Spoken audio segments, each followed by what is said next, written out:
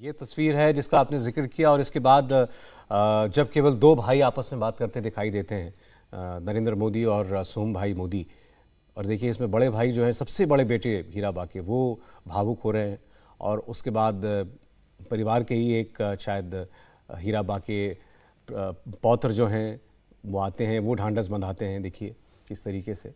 और आमतौर पे मूल्यों के हिसाब से सौरभ अगर इस चीज़ को समझें कि कोई भी बच्चा बचपन से जिसने अपनी माँ को संघर्ष करते हुए देखा है, आज वो इतना सक्षम व्यक्ति है, बावजूद इसको उन्होंने उसको इस रूप में नहीं देखा कि वैभव और विलासता की सारी चीज़ें मुझे अपनी माँ के लिए कर देनी है। जैसे गांधीनगर के जिस फ्लैट में अपने उनके छोटे भाई के साथ वो रहती थी, बहुत सामान्य सा फ्लैट है। और प्रधानमंत्री नरेंद्र मोदी जब गुजरात के मुख्यमंत्री थे तो, या देश के प्रधानमंत्री बने तो, चाहते तो वहाँ पे पैलेस खड़ा कर सकते हैं बहुत आसानी के साथ, और वो सब कुछ बहुत ईमानदारी के पैसे से होगा, क्योंकि इनकी अपनी जो सैलरी मिलते रही है उस सैलरी तक को ये दान कर देते हैं और जनसेवा के लिए। उस लिहाज से आप अंदाज़ा लगाइए कि उस बेटे के भीतर भी मूल्यों के लिहाज से कितना उच्च स्तर होगा कि उन्होंने अपनी सोच को इस रूप में कन्वर्ट नहीं किया कि बचपन में मैंने अपनी माँ को आर्थिक चुनौतियों से संघर्ष करते हुए देखा है, तो अब जब मैं सक्षम हूँ तो इन सारी चीज़ों को उनके लिए बहुत ज़्यादा पेश कर दूँ, बल्कि जो मूल्य थे वो मूल्य आखिर तक वैसे ही जारी रहे। और यहाँ पे नरेंद्र मोदी को बाकी नेताओं की तुलना में ये चीज़ उन्हें बहुत अलग, बहुत खास करती है। आप पूरे देश के नेताओं को उदाहरण उठा के देखें तो आपको उसमें ऐसे अनेक उदाहरण देखेंगे कि कैसे परिवार के लोग स्टेटस का इस्तेमाल करके, उस प्रभाव का इस्तेमाल करके पैसे बनाते हैं, खुद पैसे बनाते हैं, उसका प्रदर्शन भी करते हैं। लेकिन यहाँ पर एक व्यक्ति ऐसा है जो कि इतने पावरफुल पोजीशन में रहा। गुजरात जैसे संपन्न राज्य में अगर आप लगभग 2 दशक तक मुख्यमंत्री रहे हो, उसके बाद और देश के प्रधानमंत्री रहे हो, और वहाँ रहने के बावजूद अगर आपका परिवार उसी सामान्य तरीके से जी रहा है तो ये चीज़ बहुत ख़ास है। और इसके लिए नरेंद्र मोदी को कुछ भी करने की ज़रूरत नहीं थी। अगर वो थोड़ी ढिलाई करते, थोड़ा सा अगर उस सोच में जाते, तो वहाँ पे इतने लोग थे जो इन सारी चीज़ों के लिए बहुत आसानी से मुहैया करा सकते थे। बावजूद इसके उनका नियंत्रण इस प्रकार का रहा। जैसे आपको याद होगा सौरभ कि 2-2.5 साल पहले एक खबर आई कि प्रधानमंत्री नरेंद्र मोदी की एक भतीजी दिल्ली आई थी और एक छोटे से गेस्ट हाउस में ठहरी थी और वहाँ पे एक चोरी की घटना हुई थी।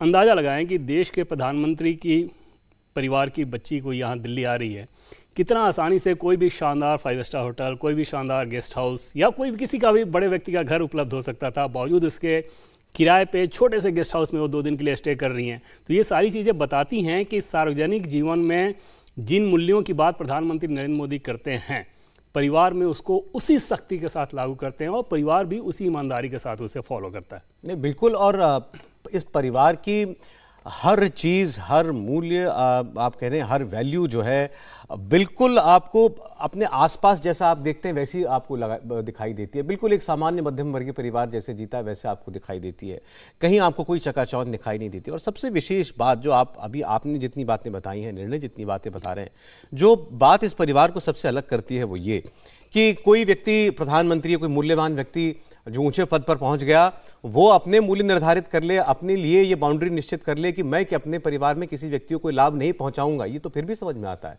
कोई परिवार अपने लिए ये बाउंड्री निश्चित कर ले कि मैं अपने भाई से कोई लाभ नहीं लूंगा।